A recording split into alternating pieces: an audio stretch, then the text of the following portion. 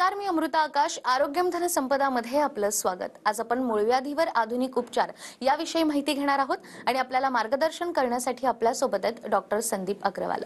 Doctor, कार्यक्रमात आपलं स्वागत. नमस्कार. विषयाला आपण सुरुवात करणार आहोत त्याआधी आपण डॉक्टरांची ओळख करून घेऊयात. डॉक्टर संदीप अग्रवाल हे MBBS MS जनरल सर्जन आहेत. त्यांचं वैद्यकीय शिक्षण मिरज येथील मेडिकल कॉलेज इथे झालंय. डॉक्टर संदीप अग्रवाल हे महाराष्ट्रातीलच नव्हे तर भारतातील प्रसिद्ध पाईल्स सर्जन आहेत. त्यांनी पश्चिम भारतात सर्वप्रथम पाईल्स फिशर फिस्टुला या आजारावर BEIM या टेक्नॉलॉजीद्वारे क्रांती घडवून आणली आहे. त्यांना या क्षेत्रातील खूप मोठा अनुभव आहे. त्यांच्या कामगिरीसाठी त्यांना अनेक पुरस्कारांनी सन्मानित करण्यात आलंय, ज्यामध्ये award for excellence in best चिकित्सक at new Delhi, health care excellence award पुण्याचे खासदार माननीय गिरीश बापट यांच्या हस्ते आणि महाराष्ट्र गौरव पुरस्कार for health care excellence in surgery माननीय नितीनजी गडकरी साहेब यांच्या हस्ते मुंबई इथे डॉक्टरांना मिळालाय. हेल्थ केअर अवॉर्ड राज्याचे माजी कॅबिनेट मंत्री नवाब मलिक यांच्या हस्ते, तर health icon of Pune award हा कॅबिनेट मंत्री श्री सतेज पाटील यांच्या हस्ते डॉक्टरांना मिळाला आहे. डॉक्टर, आज आपण ज्या विषयावर बोलणार आहोत असं म्हटलं जातं की मूळव्याध हा शत्रूलाही होऊ नये, कारण तो इतका वेदनादायी असतो. मात्र मूळव्याध, भगंदर आणि फिशर यामध्ये नेमका फरक काय आहे आणि हा फरक ओळखण्यामध्ये अनेक पेशंट गल्लत करतात, तर याविषयीच काय सांगाल? सर्वात महत्त्वाचा प्रश्न म्हणजे मूळव्याध, भगंदर, फिशर किंवा गुदद्वारे भागी आपल्याला काही त्रास असतोय त्या डिफरन्सिएशन करणं गरजेचं आहे. नाहीतर प्रत्येक पेशंटला काय वाटतो की कोणतरी डॉक्टर सांगितलं त्याला मला फिशर आहे, तो सगळीकडे सांगत बसतो मला फिशर आहे फिशर आहे. निदान झालेलं नसते. तो कोण म्हणतो मला मूळव्याध आहे, तो माझ्याकडे पेशंट येऊन स्वतःच म्हणतात डॉक्टर मला मूळव्याध आहे. मी म्हणतो पहिलं तुम्ही तुमचे काय तुम्हाला त्रास आहे ते सांगा, मी तुम्हाला निदान करून सांगतो तुमचा आजार काय. 3 सोपे सर्वात जास्त कॉमन आजार जिकडं ते गुदद्वारे भागी आहेत ते एक मूळव्याध. सर्वात पहिलं मूळव्याध म्हणजे आपले गुदद्वारे भागी जे मूळ असतात जेव्हा त्यांची व्याधी होते, जसं इंग्लिशमध्ये म्हटलं तर इन्फ्लमेशन, त्याला मूळ व्याध असं म्हणतात. त्याला आपण पाईल्स सुद्धा म्हणतो. पाईल्स म्हणजे तिकडं जर्मन लँग्वेजमध्ये पाईल्स म्हणतात तर एक बोळा तयार होणे. त्याचं एक समजा गुदद्वारे भागी काहीतरी गाठ तयार झाली तर त्याला आपण पाईल्स म्हणतो. सगळे एकच आहेत, मूळव्याध, पाईल्स आणि हिमोरॉइड्स. हिमा म्हणजे इंग्लिशमध्ये म्हटलं तर रक्त, रॉइड्स म्हणजे वाहणे. म्हणजे गुदद्वारे भागी जर का रक्त वाहत असेल तर त्याला हिमोरॉइड्स. मूळव्याध, पाईल्स आणि हिमोरॉइड्स हे सगळे एकच शब्द आहेत. ह्यांचं एकच सिंपल आहे, जेव्हा त्यांची व्याधी असणार तेव्हा तो मूळव्याध आपला त्रास होणार. दुसरा जो आजार म्हणजे फिशर. फिशर म्हणजे गुदद्वारे भागी जेव्हा एखादी चीर पडते, जसं आपल्या पायाला भेगा पडतात तसं गुदद्वारे भागी सुद्धा चीर पडू शकते, त्याला सिंपल इंग्लिशमध्ये आपण त्याला फिशर म्हणतो. तिसरा जो आजार आहे त्याला भगंदर म्हणतात. भगंदर म्हटलं तर गुदद्वारे भागी तिकडं काहीही त्रास नसणार, पण गुदद्वारे भागीचे शेजारी आजूबाजूला 2 सेंटीमीटर, 4 सेंटीमीटर, काही लोकांना 10 सेंटीमीटर, 15 सेंटीमीटर जागेला सीटवरती एखादा बेंड तयार होणे, फुलशी तयार होणे आणि त्याच्यात पस तयार होणे आणि ते फुटणं, त्याला भगंदर असं म्हणतात. सोप्या भाषेमध्ये तिघांचं उत्तर दिलेलं आहे मी. कुणालाही काही कन्फ्युजन नसायला पाहिजे आता हे तिन्ही आजार ओळखायला. डॉक्टर, या तीनही आजारांचा जो फरक आहे तो तुम्ही सांगितलाय, मात्र या आजाराची लक्षणं आणि कारणं नेमकी आपण कशी ओळखायची? तिन्ही आजारांमध्ये सिमिलर लक्षणं तुम्हाला कधी कधी तुम्हाला जाणवतं. कसं आहे की मूळव्याधमध्ये काही लोकांना रक्त जाणार, फिशरमध्ये सुद्धा रक्त जाऊ शकतो. मूळव्याधमध्ये पण कधी कधी जागेला दुखू शकते, जळजळ करू शकते, भगभग करू शकते. फिशरमध्ये पण जळजळ भगभग हे कॉमन आहे. भगंदरमध्ये काही लोकांना तिकडं पस साठलं की एक मोठी गाठ तयार होते आणि आपल्याला ताप येऊ शकतो ॲब्सेस पस तयार झाल्यामुळे. तर लक्षणं आहेत की कॉमन लक्षणं आहेत की गुदद्वारे भागी रक्त पडणे, जळजळ करणे, भगभग होणे, एक्सेसिव्ह प्रमाणात पोट साफ नाही होणे, एक्सेसिव्ह प्रमाणात स्ट्रेनिंग, कॉन्स्टिपेशन जास्त, बद्धकोष्ठता ज्याला म्हणतो, बद्धकोष्ठता निर्माण होते आणि शौचास गेल्यानंतर इझिली शौच त्यागता येत नाही, एक्सेसिव्ह जोर लावावं लागते. हे कॉमन लक्षणं आहेत ह्याच्या हे तिन्ही आजारांमध्ये. पण ह्यांचं डिफरन्सिएशन आजार काय आहे हे ओळखणं फार गरजेचं आहे. जर का आजारच व्यवस्थित ओळखता नाही आलं तर ट्रीटमेंट पूर्णपणे बरं होणार नाही पेशंट. मग तो कधी फिशरची ट्रीटमेंट घेऊन येतो माझ्याकडे म्हणतो की मी मूळव्याध मला झाले, आता कोण म्हणतं मूळव्याधची ट्रीटमेंट घेऊन आलो आता फिशर झाले. असं काही ना काही कुठं पेशंट फिरत राहणार. पण आपल्याला योग्य निदान करून त्याचा उपचार करणं हा हेतू असायला पाहिजे. अगदीच. खरं तर हा आजार झाल्यानंतर वेगवेगळ्या प्रकारे औषध उपचार केला जातो आणि रुग्ण अगदी त्रस्त असतात, कारण प्रचंड वेदनादायी असा हा आजार आहे. मात्र मूळव्याध, भगंदर आणि फिशर न होण्यासाठी देखील काही उपाय असतात का, आणि ते उपाय असतील तर आम्हाला सांगा. आता ह्यांचं व्हायचं जो कारण आहे ते जर का आपल्याला टाळता आलं तर ते होणार नाही. सिंपल आहे. जसं की शरीराची रिक्वायरमेंट आहे 4 लिटर पाणी कमीत कमी प्यायला पाहिजे. डेली फिजिकल ॲक्टिव्हिटी म्हटलं तर 4 किलोमीटर चालायला पाहिजे. फायबर डाएट जेवणातनं कायम ठेवायलाच पाहिजे. जसं की मेथीची भाजी, पालकची भाजी, चपाती, भाकरी ह्यांचं सेवन, सलाद, फ्रुट्स ह्यांचं सेवन आपल्या जेवणातनं कायम असायला पाहिजे. काही जंक फूड्स आहेत त्यांना आपल्याला आजच्या काळामध्ये पूर्णपणे बंद करणं शक्य नाहीये, पण त्यांना आपण डेफिनेटली त्यांचं प्रमाण जेवणातनं कमी करू शकतो. जसं की बेसन, मैदा, कडधान्य, एक्सेसिव्ह प्रोटीन जे लोक घेतात. जसं की एक्सेसिव्ह आपण थंडी आली की आपण एक्सेसिव्ह डिंकाचे लाडू घेणे, एक्सेसिव्ह तुम्ही घेतला तर तुम्हाला परत तेवढं पचन करण्यासाठी त्रास होतो आपल्याला. आणि जेव्हा तो त्रास होतो तेव्हा आपली जी मळ तयार होणार, समजा तो ड्राय तयार होणार, तो तेवढा त्याच्यामध्ये लुब्रिकेशन नसणार. जर का त्याच्यात लुब्रिकेशन नसलं आणि तो कडक तयार झाला तर मग तो बाहेर यायला त्याला त्रास होणार. तर म्हणून आपल्याला फायबर डाएट जो आहे, जर का आपण त्याला व्यवस्थित ठेवलं, झोप व्यवस्थित घेतली, रोजचं फिजिकल ॲक्टिव्हिटी व्यवस्थित केली, तर ह्या जे आजार आहेत ह्यांचा होण्याचा प्रमाण मी डेफिनेटली सांगतो 99% तुम्हाला हे आजार होणार नाही. अगदीच. आणि योग्य ते आजार याचं निदान देखील करणं तितकंच गरजेचं आहे आणि त्यासाठी असतात त्या तपासण्या. या तपासण्या करण्यासाठी देखील रुग्णांनी नेमकं काय करायला हवं? सर्वात पहिलं आपल्याला गुदद्वारेभागी काही त्रास होत असेल तर काही लोक घरातले काही नुस्खे असतात आपल्या ते तयार करतात, ते वापरतात. काय ते कोणतरी सांगतं हे करा ते करा. जे काय तुम्ही करत असणार एक लिमिटपर्यंत तुम्ही करायला पाहिजे, एक टाइम लिमिटपर्यंत. आता तुम्ही समजा आज तुम्हाला त्रास झालं, एक 10 दिवस तुम्ही बघितलं, 15 दिवस तुम्ही बघितलं की बाबा ह्याच्यातनं आपण बाहेर पडता येत नाही, तर सर्वात पहिलं आपल्याला करायला पाहिजे तज्ज्ञ डॉक्टरला भेटायला पाहिजे. तुम्ही जर का तज्ज्ञ डॉक्टरकडे भेटलात तर तुमचं पहिलं गुदद्वारेभागी जोपर्यंत चेकिंग होणार नाही तोपर्यंत माहीत पडणार नाही तुम्हाला काय आजार आहे. नुसता तुम्हाला कोणतरी सांगणार बसल्या बसल्या की मला, तुम्ही म्हटलात मला दुखतंय आणि त्यांनी म्हटलं फिशर आहे, असं उपचार निदान करून होणार नाही. जोपर्यंत परफेक्ट डायग्नोसिस होणार नाही तोपर्यंत परफेक्ट ट्रीटमेंट होणार नाही.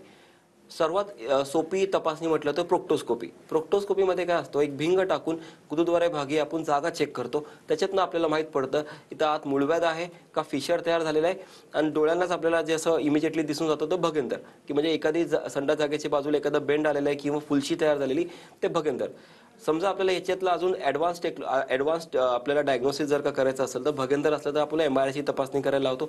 आणि बेसिक ब्लड टेस्ट वगैरे लागतात. जर का पेशंटला काही लोक असतात की त्यांना एक्सेसिव्ह ब्लड लॉस होतोय, एवढं ब्लड लॉस होतं की टॉयलेटला गेले की मळ त्यागताना मळ तर बाहेर निघत नाही, फक्त रक्त पडतो, धार लागते, चिरकांटी उडते, त्यावेळी त्यांचं हिमोग्लोबिन डाऊन झालेलं असतं. तर मग आपल्याला हिमोग्लोबिन चेक करायला लागतं की हिमोग्लोबिन डाऊन असेल तर आपल्याला हिमोग्लोबिन वाढवलं पाहिजे पहिलं. मग these are the basic test we have to do. जसं तुम्ही सांगितलं की योग्य वेळी निदान करण्यासाठी तपासण्याही तितक्याच महत्त्वाच्या आहे आणि गेल्या अनेक वर्षांपासून तुम्ही या रुग्णांवरती यशस्वीरित्या उपचार करतायत आणि काही टेक्नॉलॉजीचा देखील तुम्ही वापर करतायत, ती म्हणजे BEIM टेक्नॉलॉजी. तर याविषयी काय माहिती द्याल? BEIM टेक्नॉलॉजी याचा फुल फॉर्म आहे biological electrical impedance auto measurement. या टेक्नॉलॉजीद्वारे काय करतो आपण, जे गुदद्वारेभागी जे आपले मूळ किंवा नसा जे तयार झालेले असतात, ज्यांची व्याधी झालेली असते, त्या मूळला डिरेक्टली मूळपासून त्याला आपण नष्ट करून टाकतो, डिझॉल्व्ह करून टाकतो. त्या क्षणी 5 ते 7 सेकंडमध्ये तो एक जो चुंबूळ किंवा कोंब तयार झालेला असतो तो त्या क्षणी डिझॉल्व्ह होऊन जातो. ॲडव्हान्टेज काय असतो बीम टेक्नॉलॉजीचा, याच्यामध्ये कुठल्याही प्रकारचा टाका बसत नाही, चिरफाड होत नाही, कुठली जखम तयार होत नाही, जेणेकरून तुम्हाला रोज ड्रेसिंग करायची गरज पडते. रोज कुठल्याही डॉक्टरकडे जाऊन ड्रेसिंग करा, मलमपट्टी करा, त्या सगळ्या गोष्टींची गरज पडत नाही. टार्गेट ओरिएंटेड ट्रीटमेंट आहे. एका माणसाला गुदद्वारेभागी 3च मूळ असू शकतात. जसे की आपल्या हाताला बोटं 5 असतात तसे जागेला मूळ 3च असतात. तिन्हीचे तिन्ही कोंब एका सिटिंगला डिझॉल्व्ह करण्यात येतात आणि तो जो पेशंट आहे परमनंटली त्याच्यातनं क्युअर होऊन जातो इमिजिएटली. जसं मी सांगितलं एका प्रोसिजरला 5 ते 7 मिनिटं लागतात. 7 मिनिटातच मूळव्याधचं पूर्णपणे तिन्हीचे तिन्ही कोंब डिझॉल्व्ह होऊन जातात. Important differentiation between beam technology आणि other technology, it is a target oriented. याच्यामध्ये गुदद्वारेभागी एक भिंग टाकण्यात येतो. त्या भिंगद्वारे मूळपासून तो कोंब डिझॉल्व्ह करून टाकतो आपण. दुसरी गोष्ट, फिशरमध्ये काय असतं की ते चीर पडलेली असते. फिशर व्हायचं मूळ कारण असतो की ही गुदद्वारेभागी जी जागा असते ह्याच्यात हे कोंब जे तयार होतात त्याच्यामुळे जागा आपली नॅरो होऊन जाते. जर का ती जागा नॅरो आहे तर त्याच्यातनं जर का मळ त्याग करताना ती जागा फाटू शकते, त्याला फिशर तयार होतो. जर का हे कोंब आपण तिकडनं आतनं क्लिअर करून टाकले तर ही जागा तशी त्याची काउंटर मेंटेन राहणार आणि इमिजिएटली मळ त्यागताना त्याला त्रास होणार नाही. फिशर पण त्याच्यामुळे एकदम मूळव्याधचं प्रोसिजर की फिशर पण होण्याची शक्यता फ्युचरमध्ये कमी होऊन जाते. भगेंदरची जी नळी तयार झालेली असते त्या नळीला आपण बीम टेक्नॉलॉजीद्वारे ती जी नळी तयार झाली त्याला डिझॉल्व्ह करून टाकतो आणि भगेंदर पण नाहीसा होऊन जातो त्या क्षणी. अगदीच. ॲडव्हान्स टेक्नॉलॉजीचा उपयोग करून या आजारावरती उपचार तर होतात. मात्र एकदा मूळव्याध, भगंदर किंवा फिशर झाला, तर अनेकदा आपण बघतो वेगवेगळा सल्ला दिला जातो, वेगवेगळ्या पॅथींचा देखील उपयोग केला जातो आणि तरीही पुन्हा तो आजार उद्भवतो. पुन्हा तो कोंब येतो किंवा पुन्हा शस्त्रक्रिया करण्याचा सल्ला दिला जातो. जेव्हा असे रुग्ण तुमच्याकडे येतात, तेव्हा तुम्ही त्यांना कसं हँडल करता? ते सांगितलं मी, माझ्याकडे पेशंट येतात, माझं पहिलं ऑपरेशन झालंय, मी इकडनं ऑपरेशन केलं किंवा मी काही लोक त्या जागेला इंजेक्शन देतात, त्याला स्क्लेरोथेरपी म्हणतात. काही लोक तिकडं दोरा वगैरे बांधतात, काही लोक लेझर यूज करतात, काही क्रायोथेरपी यूज करतात. मार्केटमध्ये असं बघितलं तर प्रचंड प्रमाणात वेगवेगळ्या टेक्नॉलॉजीज आहेत जेणेकरून ऑपरेशन होऊ शकतं याचा. काही ट्रेडिशनल मेथड म्हणजे जे सर्जिकल, ॲज अ सर्जन मी तुम्हाला सांगतो, इनिशियली ते टाक्याचं ऑपरेशन करायचं, त्याच्यामध्ये एक मूळ कट करायचा आणि त्याला टाका मारून टाकायचा. हे सगळ्या ज्या गोष्टी आहेत हे ॲक्च्युली आपल्याला प्रोसिजर असं असायला पाहिजे की जो फक्त टार्गेट ओरिएंटेड आहे.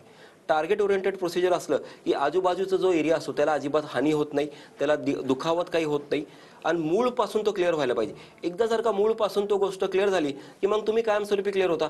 आता समजा टाक्याचं ऑपरेशन करताना मला मूळला हात लावता येत नाहीये, तर मग मी अर्धा कट करणार आणि मग तिकडे टाका मारणार. मग तुम्हाला आज ठीकठाक आहे, बरं वाटणार, पण परत 6 महिन्यांनी तुम्हाला परत वाटणार की अरे काहीतरी परत आतून तयार होतंय. दुसरी गोष्ट, समजा काहीतरी टेक्नॉलॉजीद्वारे मी प्रोसिजर करतो आणि समजा तुमचं करता करता कंट्रोल जो असतो तो फार महत्त्वाचा आहे. कंट्रोलला जर का धक्का बसला तर मग तुम्हाला समजा कंट्रोल जाऊ शकतो आणि समजा आजच्या काळामध्ये कंट्रोल गेला नाही तर एक इमर्जन्सीची सिच्युएशन तयार होऊ शकते. तुम्ही जास्त वेळ कंट्रोल करून ठेवू शकत नाही टॉयलेटला. पण असं ह्या टेक्नॉलॉजीमध्ये होणार नाही, कारण की फक्त टार्गेट ओरिएंटेड ट्रीटमेंट आहे. मूळ म्हटलं तर फक्त मूळला डिझॉल्व्ह करणं, बाकी इकडे तिकडे कुठं आपण हात लावत नाही. म्हणून टार्गेट ओरिएंटेड ट्रीटमेंटकडे लक्ष असायला पाहिजे. दुसऱ्या टेक्नॉलॉजीज आहेत जे लोक वापरत आहेत, त्यांना त्याच्यावरती कॉन्फिडन्स असेल, ठीक आहे, पण मूळपासून जर का ती गोष्ट क्लिअर झाली नाही तर तुम्ही कधी बरे होणार नाही. बीम टेक्नॉलॉजी ही मात्र टेक्नॉलॉजी आहे ती डायरेक्टली मूळला हात लावते, त्या क्षणी तो डोळ्यासमोर माझ्या डिझॉल्व्ह होऊन जातोय. That is the more important. अगदीच. आणि डॉक्टर, काही पेशंट असेही येतात की त्यांची ऑलरेडी शस्त्रक्रिया झाली असते आणि पुन्हा तो आजार उद्भवतो. अशा वेळेला हा आजार पूर्णपणे बरा होऊ शकतो का, असाही प्रश्न रुग्ण विचारत असतील, तुम्ही काय सांगाल? सेम थिंग, माझ्यासाठी तुमचं ऑपरेशन अगोदर समजून झालंय तर माझ्यासाठी तुम्ही काहीतरी त्रास घेऊन आलात आणि माझ्यासाठी तो मूळ तुमचं दिसतंय तिकडं, माझ्यासाठी you are a fresh case to me. ज्यांना असा त्रास आहे, ज्यांनी कुठंतरी ऑपरेशन केलं किंवा जिथं काहीतरी प्रोसिजर केलं, इंजेक्शन घेतले, काय दोरा बांधले आणि तुम्हाला असं वाटतं की तुम्हाला अजून तुम्ही त्याच्यातनं बरं नाही झालात, तर डेफिनेटली माझ्यासाठी तुम्ही I will take it as a virgin case, new case. आणि तो जो कोंब किंवा मूळ तुमचा जो आहे, म्हणजे ऑब्व्हियसली सगळे तपासणं झाल्यानंतर आणि मला लक्षात आलं की तुम्हाला तो मूळव्याध आहे किंवा तुम्हाला भगंदर आहे किंवा तुम्हाला फिशर आहे, तो जर का मला दिसत असेल दुर्बीण टाकल्यानंतर, तर मग त्याच वेळी ती प्रोसिजर तुमची पण होऊ शकते आणि तुम्ही पण त्याच्यातनं क्लिअर होऊ शकता कायमस्वरूपी. अगदीच. काही रुग्णांना असाही डॉक्टर प्रश्न पडतो की मूळव्याध व्यतिरिक्त फिशर आणि फिस्टुला यामध्येही गल्लत होते आणि ट्रीटमेंट आम्ही फिशरची घ्यायची का फिस्टुलाची घ्यायची, तर हाही फरक तुम्ही कसा सांगाल?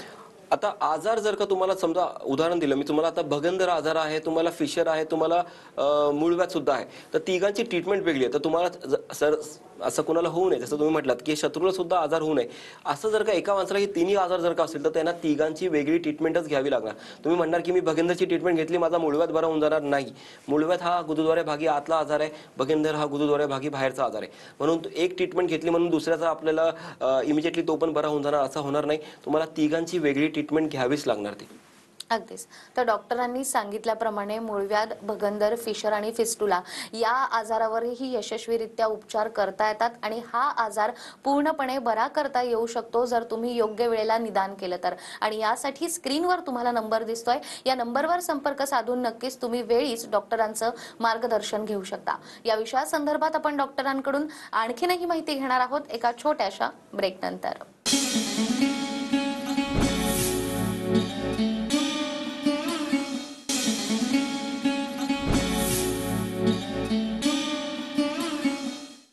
ब्रेक नंतर पुन्हा एकदा आरोग्यम धनसंपदामध्ये आपलं स्वागत. आरोग्यम धनसंपदामध्ये आज आपल्या सोबत आहेत डॉक्टर संदीप अग्रवाल. डॉक्टर, ब्रेकवर जाण्यापूर्वी जसं तुम्ही मूळव्याध, भगंदर, फिशर, फिस्टुला यामधला फरक सांगितला आणि ट्रीटमेंटही सांगितली. मात्र असेही रुग्ण असतात ज्यांची बायपास झालेली असते, त्यांना डायबिटीस असतं किंवा बीपीचा त्रास असतो आणि कुठेतरी ते ऑपरेशन किंवा या उपचाराला घाबरतात. अशा रुग्णांना तुम्ही काय सांगाल? एकदम सर्वात सुंदर प्रश्न आहे हा. जसं मी सांगितलं की हा टेक्नॉलॉजीमध्ये मला एक प्रोसिजर करायला हार्डली 7 मिनिटं लागतात आणि हा प्रोसिजर आपण सॅडल अनेस्थेशियामध्ये करतो, म्हणजे भूल देऊन करतो. म्हणून करताना पेशंटला काहीही त्रास होत नाही आणि बेशुद्ध करत नाही, त्याला कमरेखाली फक्त त्याची भूल असते. आता मेजर कॉम्प्लिकेशन्स म्हणजे आता समजा एखाद्या पेशंटला डायबिटीज आहे. आता तुम्हाला माहिती आहे डायबिटीज म्हटलं की जखम भरत नाही. आता ह्याच्यात जखमच होत नाही म्हणून तुम्हाला जखम भरायची गरज नाही. इथं आपल्याला ड्रेसिंग करायची नाही आहे, टाके नसणार आहे, तर त्याच्यात अर्थ आहे डायबिटीसच्या पेशंटला हे वरदान आहे, जिथे मध्ये पास होणार नाही, ॲक्सेस तयार होणार नाही. आता काही पेशंट आहेत माझ्याकडे येतात की त्यांना म्हणतात की आमचं वय आता 80 आहे, आता आमचं वय 85 आहे, आता आम्ही कसं करावं, प्रोसिजरला जावं का नाही. ॲब्सोल्युटली सिम्पल आहे. तुमचं कुठलाही प्रोसिजर, तुम्हाला कार्डियक बायपास झालेलं आहे, तुमचं अँजिओप्लास्टी झालेली आहे, कुठलाही तुम्हाला आजार असला तर आपण बेसिक फिटनेस डॉक्टरांचं आपल्याला भेटलं की आपण कुठल्याही पेशंटला there is no age limit, there is no medical limit, म्हणजे मेडिकल डिझीज लिमिट, की आपण कुठल्याही पेशंटचा हा प्रोसिजर करू शकतो. तो कुणालाही घाबरायची गरज नाही आहे. हा आजार आपण जेवढा सहन करणार तो तेवढा वाढत जाणार.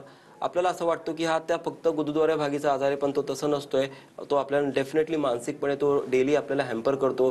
रोज आपल्याला गुदद्वारे भागी जाताना गेल्यानंतर तासभर 2 तास संध्याकाळपर्यंत पूर्ण दिवस हा आजार सहन करावा लागतो. हा आजार जीव घेत नाही पण जगू पण देत नाही. म्हणून याच्यावरती आपल्याला ॲक्शन लवकर घ्यायला पाहिजे. एज लिमिट काही नाही आहे. 95 वर्षांच्या बाबांचं सुद्धा माझ्याकडे ऑपरेशन झालेलं आहे आणि 7 मिनिटात ऑपरेशन होतं. सकाळी येऊन संध्याकाळी तुम्ही घरी जाऊ शकता. सो कुणालाही घाबरायची गरज नाही आहे. कुठलीही मेडिकल कंडिशन तुम्हाला असू द्या, हा प्रोसिजर तुमचा होऊ शकतोय. 7 minutes and you are free from it. अगदी जसं तुम्ही आता सगळ्यांना सांगितलं की या आजाराला घाबरण्याचं कारण नाही आणि योग्य वेळेला निदान केलं तर नक्कीच तो पेशंटही बरा होऊ शकतो. गेल्या अनेक वर्षांपासून तुम्ही रुग्णांची सेवा करतात आणि म्हणूनच खास या पेशंटसाठी एक आनंदाची बातमी म्हणजे आपलं नवीन हॉस्पिटल येतंय. सुसज्ज आणि आधुनिक टेक्नॉलॉजीने परिपूर्ण असं हे हॉस्पिटल आहे. याबद्दलही काय सांगाल? येस. आता जसं की लोकांचं असं होतं की डॉक्टर तुम्ही अजून मोठं हॉस्पिटल करा, आम्हाला राहायची सोय अजून चांगली पाहिजे. तर आत्ताच सगळ्यांच्या थोडक्यात डिमांडवरती जातं एक नवीन माझं हॉस्पिटल सुरू होतोय, अथर्व हॉस्पिटल कॅम्पमध्ये पुण्यात. तर ह्याच्यामध्ये एकदम लोकांसाठी राहण्याची सोय चांगली झालेली आहे. जे लोक बाहेर गावानं येतात त्यांना अगोदर राहण्याची गरज लागते. काही काही लोक म्हणतात की आम्ही 1 दिवस अगोदर येऊन राहतो, त्यांच्यासाठी पण सोय चांगली आहे. आणि प्रॉपर सिटीमध्ये हॉस्पिटल आहे आणि सुसज्ज हॉस्पिटल आहे, डेडिकेटेड फॉर ॲनोरेक्टल डिसीजेस. तर लोकांसाठी हा ॲब्सोल्युटली वरदान आहे हा. आणि ट्रीटमेंटच्या विषयी जसं मी सांगितलं की जे कोण इथं येणार तो बरंच होऊन जाणार आहे, एवढंच मी सांगू शकतो. तर डॉक्टरांनी सांगितल्याप्रमाणे केवळ मुंबईतून किंवा पुण्यातून नाही तर महाराष्ट्रातून आणि महाराष्ट्राच्या बाहेरून देखील रुग्ण डॉक्टरांकडे उपचारांसाठी येत असतात आणि रुग्णांसाठी ही आनंदाची गोष्ट आहे, कारण डॉक्टरांचं नवीन हॉस्पिटल आता पुण्यात तयार होत आहे. या हॉस्पिटलविषयी तुम्हाला अधिक माहिती हवी असेल तर स्क्रीनवर नंबर दिसतोय, या नंबरवर संपर्क साधून तुम्ही नक्कीच योग्य वेळेला डॉक्टरांकडून ट्रीटमेंट घेऊ शकता. डॉक्टर, या आजाराविषयी तर तुम्ही आम्हाला सांगतायत, हॉस्पिटल येत आहे त्यामुळे तीही एक आनंदाची गोष्ट आहे. अनेकदा हा आजार असलेले रुग्ण विचारतात की आम्ही काय करायला हवं किंवा तुमच्याकडून तर अनेक जण टिप्सही मागत असतात. तर आपल्या कार्यक्रमाच्या माध्यमातून एकंदरीतच तुम्ही आपल्या प्रेक्षकांना काय सांगाल? मी एक मेसेज देऊ इच्छितो लोकांना की ज्या कुणाला हा मूळव्याध, फिशर, भगेंदर किंवा गुदद्वारेभागी कुठलाही आजार आहे तर त्यांनी सुरुवातीला जे काही तुम्ही घरातले प्रिकॉशन्स घेतात, आपण पथ्य पाळतो, आपण हे नाही खाणार ते नाही खाणार, ते चांगली गोष्ट आहे ॲब्सोल्युटली. फायबर डाएट तुम्ही कंटिन्यू करा, वॉटर इनटेक वाढवा, फिजिकल ॲक्टिव्हिटी वाढवा, तिखट बंद करा, जंक फूड बंद करा. हे तुम्ही करायलाच पाहिजे. हे म्हणजे एव्हरीथिंग, म्हणजे ह्याच्यामध्ये बेसिक सायन्स आहे. फायबर डाएट घेतलं की आहार पोट चांगला राहणार आपला, ह्याच्यामध्ये दुसरं काही सायन्स नाही. आता हे सगळं केल्यानंतर सुद्धा जर का आपल्याला बरं वाटत नसेल आणि तुम्ही त्याला घरी बसूनच आपण विचार करत असाल की नाही आज नाही उद्या तरी बरं होईल हा, तर हे चांगली गोष्ट नाही आहे. तो आजार कुठल्या स्वरूपात पुढे घेऊन जाणार आपल्याला हे आज माहीत नाही आहे. लवकर निदान करून लवकर त्याच्यावर उपचार करून आज त्याच्यातनं मुक्त व्हा. तुम्हाला माहिती आहे गुदद्वारेभागी जर का तुम्हाला मोड लागतोय तो तुम्ही काही करा, तो जाणार नाही. लोक मला म्हणतात ही पॅथी केली, 6 महिन्यापासून त्याच्या गोळ्या घेतोय, 6 महिने 1 वर्षापासून त्याची पॅथी करतोय, त्याचे गोळ्या घेतोय, काही होणार नाही. जे काय तुम्ही पॅथी करता ते फक्त एकच काम करते, एक तर तुमचं पेन किलर वगैरे काय असणार त्याच्यात किंवा तुमचं पोट साफ होणार. मूळ जो आहे, जोपर्यंत तुमचं मूळ नष्ट होणार नाही तोपर्यंत तुम्ही बरे होणार नाही. म्हणून जर का तुम्हाला बाहेरच माहिती आहे, तुम्हाला बाहेर आतून चुंबूळ काय बाहेर येतोय किंवा बाहेरच आलेला चुंबूळ आहे किंवा बाहेर हाताला कोंब लागतोय तर तो जाणार नाही. तर आपल्याला त्याच्यावरती ॲक्शन घ्यायला पाहिजे. काही पेशंट असतात त्यांना माहिती आहे आज भगेंदर आहे, गाठ आली, फुटल्यावर एकदम निवांत बरं वाटतं, असं वाटतं की आपण बरं झालो. परत थोड्या दिवसांनी 15 दिवसांनी महिन्याभराने परत तिकडे गाठ तयार होणार, परत बेंड येणार. सारखं ती सिस्टम चालू राहते, तिकडे ती जाणार नाही. तुम्ही म्हणणार की मी ही टेक्नॉलॉजी ही पॅथी वापरली, ह्याचे काहीतरी वापरलं, ह्यांनी मला सांगितलं ते घ्यायला, त्याच्याने तुम्हाला फक्त तात्पुरतं बरं वाटतं. मूळपासून ती आजार क्लिअर होत नाही. योग्य टाइमला निदान करा आणि त्या आजारातनं मुक्त व्हा. आणि एक वेळ अशी येते की असं लेवलला घेऊन जाऊ नका की त्या आजाराला आपल्याला प्रोसिजर्स काही करता येणार नाही, त्या प्रोसिजरला घेऊन जाऊ नका त्या लेवलला. एकच मेसेज आहे, early diagnosis, early treatment and get free from the disease through out. Doctor, जसं आता तुम्ही वेगवेगळ्या पॅथींचा उल्लेख केला, या आजाराच्या बाबतीत आपण बघतो की सोशल मीडियाच्या माध्यमातून आजकाल वेगवेगळे मेसेजेस येतात आणि लोक तेही उपाय घरी ट्राय करतात. हे नेमकं किती घातक आहे, अगदी थोडक्यात काय सांगाल? Social media is the best media, I suggest की. पण तो आपल्याला हे असायला पाहिजे, कुणाचा योग्य सल्ला घ्यायचा आणि कुणाचा नाही घ्यायचा. माझ्याकडे पेशंट येतात, काही म्हणतात की आम्ही वाचलंय की तुम्ही अजिबात मेथीची भाजी खाऊ नका, मेथीची भाजी खायचं सोडून द्या, तुमचं सगळं बरं होऊन जाईल. तुम्हाला हे कळायला पाहिजे मेथीची भाजीमध्ये कंटेंट काय, त्याच्यामध्ये मी नाही तयार केले, ते कंटेंट दिलंय शास्त्रामध्ये की मेथीची भाजीमध्ये फायबर जास्त आहे, फ्रुट्स घेतले की फायबर जास्त आहे.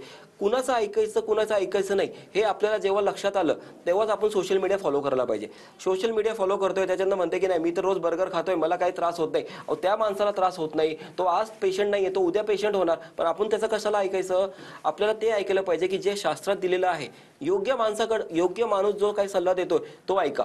कॉमन माणसाचं तुम्ही जर का ऐकणार असेल तर I am very much sure त्याला त्याचं डाएटबद्दल तेवढं नॉलेज नाहीये. एका डॉक्टरला किंवा एका न्यूट्रिशनला जेवढं डाएटबद्दल नॉलेज असणार तो तुम्हाला योग्य सल्ला देऊ शकतो की तुम्ही डाएट काय घ्यायला पाहिजे, तुम्हाला त्रास असेल तर तुम्ही आज काय करायला पाहिजे. पण आपल्याला कसं होतंय की तो माणसाने म्हटलं नाही मला काही फरक पडत नाही, मला ते तिकडे बाहेर हाताला पण मोड लागते. अहो, त्याची सहनशक्ती वेगळी, आपली सहनशक्ती वेगळी आहे. त्याला त्याची हेल्थची जास्त केअर नसेल तर आपण दुर्लक्ष नाही करायला पाहिजे. Social media is best media, पण बघून वापरला पाहिजे, मेंदू वापरून. अगदीच. तर डॉक्टरांनी सांगितल्याप्रमाणे मूळव्याध, भगंदर, फिशर फिस्टुला या आजारावर यशस्वीरित्या उपचार करता येऊ शकतात. केवळ तज्ज्ञ डॉक्टरांचं मार्गदर्शन घेणं गरजेचं आहे आणि यासाठी स्क्रीनवर तुम्हाला नंबर दिसतोय, या नंबरवर संपर्क साधून लवकरात लवकर तुम्ही डॉक्टरांचं मार्गदर्शन घेऊ शकता. डॉक्टर, आज तुम्ही इथे आलात आणि इतक्या महत्त्वाच्या विषयावर आम्हाला मार्गदर्शन केलं आणि काय करावं आणि काय करू नये याविषयी देखील आम्हाला सांगितलं. आपले खूप खूप आभार. धन्यवाद. त्याचबरोबर आरोग्यम धनसंपदामध्ये वेळ झाली आहे इथेच थांबण्याची. पुन्हा भेटूया नव्या विषयासह. तोपर्यंत नमस्कार.